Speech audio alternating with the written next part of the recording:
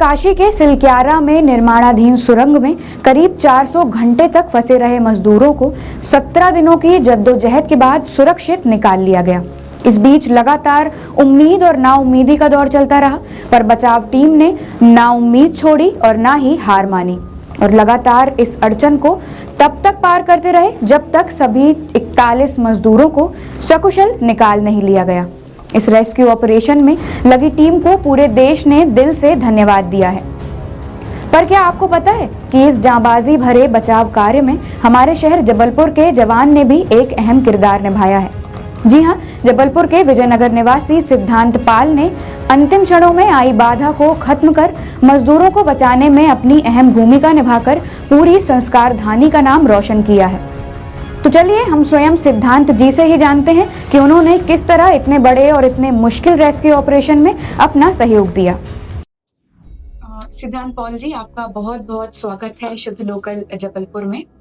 तो सर, जैसे कि आपने इतनी अहम भूमिका निभाई इतने बड़े रेस्क्यू ऑपरेशन में, हम सभी आपका तहे दिल से धन्यवाद करना चाहते हैं। आपने पूरे संस्कार धानी का नाम गौरवान्वित किया है। सर, मैं आपसे ये जानना चाहती हूँ कि इतने बड़े मुश्किल रेस्क्यू ऑपरेशन में आपकी क्या भूमिका रही? देखिए, मैं IPG photonics private India limited, जो कि एक लेजर कंपनी है और ये बहुत पुरानी लेजर कंपनी है, और हमने यानी हमारी जो कंपनी है वो लेजर प्रोवाइडर है वर्ल्ड की बेस्ट। ठीक है, तो हमारे जो लेजर्स है वो ऑलरेडी साइंटिफिक और इंडस्ट्रियल, साइंटिफिक आप माने तो जैसे कि IITs, ओके, चेस, DRDOs, डिफेंस, यहाँ पर ऑलरेडी यूज हो रहा है। और इंडस्ट्रियल में जैसे टाटा हुआ, महिंद्रा हुआ, ऐसे जितने भी ऑटोमोटिव कंपनीज है और अलग अलग टाइप की कंपनीज है, लो स्केल हाई स्केल सब जगह यूज होता है। तो गवर्नमेंट को ये सब चीजें पता ही थी कि आईपीजी नाम की कंपनी है जो कि ये सब चीजें करवाती है। तो पीएमओ को कॉल आया, पीएमओ ऑफिस से हमारे डायरेक्टर को आया था। तो उनने हमको बताया कि जो सिलक्यारा टनल है उत्तरकाशी में, उसमें ऑगर मशीन जो है वो फंस गई है। ठीक है, 47 मीटर्स की टनलिंग करते हुए वो फंस गई है। अब उसमें हमको आपकी लेजर कटिंग मशीन की चाहिए, जिससे कि हम उसको जल्दी से काट सके और फिर से हमारा काम जो बचा हुआ है उसको पूरा कर सके। तो उसके द्वारा मैंने आपको फोन किया था। तो फिर सैटरडे को हमने वो पूरी अपनी जो प्रिपरेशन है कि टनल में जब वो क्या करना है, उस प्रिपरेशन को खत्म करते हुए हम रात को यहाँ से आई थिंक लेट 9 o'clock हमने वो ट्रेवल चालू किया। हम सुबह 8 बजे पहुंचे टनल 8 बजे पहुंचते ही हमने जो हमारा पर्पस था उस पर्पस के प्रूफ करते हुए हमने उनको वो कटिंग करके दिखाया। उसके पहले वो प्लाज्मा से कटिंग कर रहे थे। सर, तो मैं आपसे ये जानना चाहती हूँ, जैसा आप बता रहे हैं कि इतनी मुश्किलों का सामना करना पड़ा, तो सर क्या कारण थे ऐसे जिस वजह से ये हादसा हुआ, लोग फंस गए टनल में? देखिए, एक तो कैसा है कि वो टनल में ये पहली बार जो कोलैप्स है वो नहीं हुआ है, ये तीसरी बार कोलैप्स हुआ। इसके पहले भी 2 बार कोलैप्स हुए, बट उस टाइम पे मेरे ख्याल से कोई फंसा नहीं या किसी की जान नहीं। इस टाइम जो तीसरी बार जब कोलैप्स हुआ उसमें लोग फंस गए। अब इसके रीजन बहुत सारे हैं कि एक तो शायद वो टनलिंग जो हो रहा था वो उस मापदंडों से नहीं हो रहा था जिस मापदंडों से होना चाहिए था। तो आप बोल सकते हो कि रिसर्च और टेक्निकलिटी थोड़ा वहां पे लूज पॉइंट्स थे, जिसके कारण ये हादसा हुआ। तो आज के अभी यानी प्रेजेंटली जो गवर्नमेंट है और जो बाहर की टीम्स आई हैं वो उसी चीज पे अभी रिसर्च कर रही है कि ये अभी फिर से ना हो और इस प्रोजेक्ट को हम कैसे आगे बढ़ा सके, क्योंकि government has already invested so much of money in this tunneling. We can not stop the process. They want the answers. After that, I think they will again start the process of tunneling, but it will take some time. Okay, sir. Sir, मैं आपसे जानना चाहती हूँ कि आपने क्या इससे पहले भी इस तरह के ऑपरेशन में, इतने मुश्किल रेस्क्यू ऑपरेशन में सहयोग दिया है अपना? नहीं, मैं सिविलियन हूँ, आप एक नॉर्मल वर्कर हूँ। ठीक है, तो मेरी एक्सपर्टीज जो है, तो हम लोग तो इंडस्ट्री और साइंटिफिक में जाके जो काम करते हैं वो कर ही रहे हैं।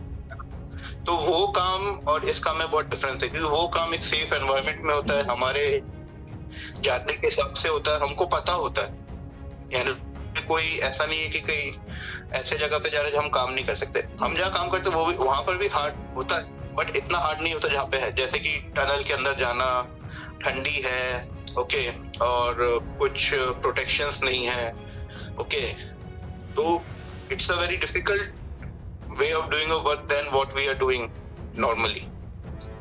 सर, जैसे हम न्यूज़ और सोशल मीडिया के जरिए हमने देखा कि वहाँ किस तरह की कठिनाइयों को सामना करना पड़ा, किस तरह की मुश्किलें सामने आई। तो सर, चूंकि आपने ग्राउंड लेवल पे काम किया, तो सर हम आपसे जानना चाहते हैं कि ऐसी कौन सी कठिनाइयां हैं जो जनता तक नहीं पहुंच पाती और आपने ग्राउंड लेवल पर रहकर उनको जाना। देखिए, एक तो जहाँ पे टनल बन रहा है, ठीक है, जी, वो कोई शहर से कनेक्टेड जगह नहीं है, it's a very remote location. तो रिमोट लोकेशन होने के कारण चीजें उतनी जल्दी हमको मिलती नहीं है। जी, ओके, फॉर एग्जांपल आप एक होटल की बात कर ले, तो होटल हमको इतने आसानी से मिला नहीं। आप ये बोलो कि वहाँ के लोग इतने अच्छे हैं जी, कि हम उनके पास गए कि हमको ऐसे दिक्कतें हैं, तो उन्होंने अपने रूम्स दे दिए हमको, जी, अपना किचन दे दिया।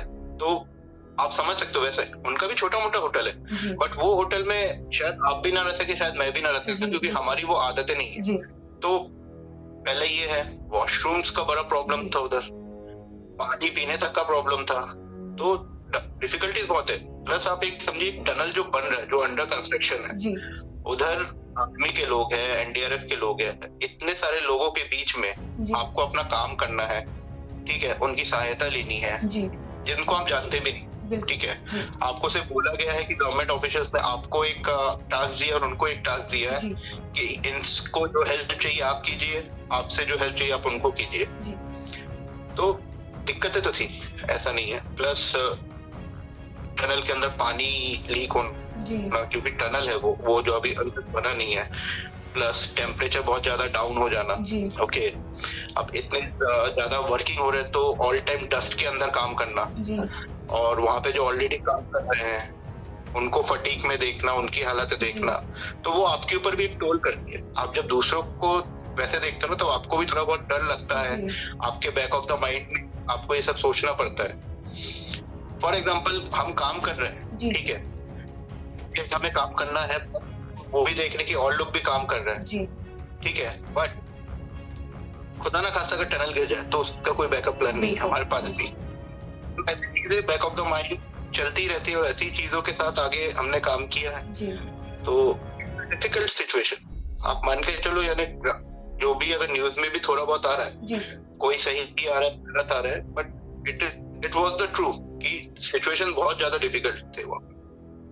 सर, जैसा कि आपने बताया कि 41 मजदूर फंसे थे उस टनल में, तो इतना लंबा रेस्क्यू ऑपरेशन चला, तो सर इस दिनों के बीच उनके खाने पीने वगैरह की व्यवस्था किस तरह करवाई गई? एक्चुअली जो एनडीआरएफ और आर्मी पर्सनल हैं, ओके, टनल खोदने से पहले लोग ने एक छोटा टनल पहले ही खोदा था। जी, आप मान के चलो, एक 7 इंची का पाइप उनने डाला है वहाँ पर, उसके थ्रू वो फूड सप्लाई करते थे बोतल के अंदर, ओके, जैसे जो नॉर्मल बिस्लरी जी, बोतल है, जी, तो उसके अंदर वो दाल खिचड़ी है ना, जी, उसको वो पैक करके के थ्रू वो उनको पहुंचाते थे। ओके, उसी के थ्रू वो उनको मोबाइल्स, ओके, जी, पानी, दवाइयाँ, जो वहां से उसके थ्रू उन्होंने वॉकी टॉकी पहुंचाई, जिससे वो कनेक्टेड रहे।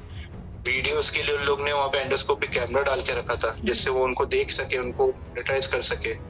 तो वो तो पहले से ही उनने उस चीज को पहले से डाल दिया कि जो इंसान फंसे हैं उनको निकालने में तो टाइम लगेगा, बट उनके खाने पीने में और उनकी तबीयत खराब होने में कोई चूक ना रह जाए। तो वो सबसे पहले गवर्नमेंट ने और आर्मी और एनडीआरएफ ने वो पहले से करके रखा था, क्योंकि वो तो हमने भी था, दिन भर वहाँ पे पैकिंग ही होते रहती थी कि उनको पहुंचाया जाए वो खाना। तो ऐसा तो इशू नहीं था उनके लिए। आपकी बातें ही सुनकर लग रहा है कि कितनी मुश्किलों का सामना करना पड़ा आप लोगों को और उन 41 मजदूरों को भी। सर, हम सभी आपके तरह के और भी जितने जवान, आप और बाकी लोग जिन्होंने सहयोग दिया, इतने बड़े रेस्क्यू ऑपरेशन को सफल किया, हम सभी आप लोगों को तहे दिल से धन्यवाद देते हैं। और आप चूंकि जबलपुर से हैं, हमारे जबलपुर का गौरव है, आपको तहे दिल से धन्यवाद देते हैं। बहुत बहुत शुक्रिया सर। Thank you.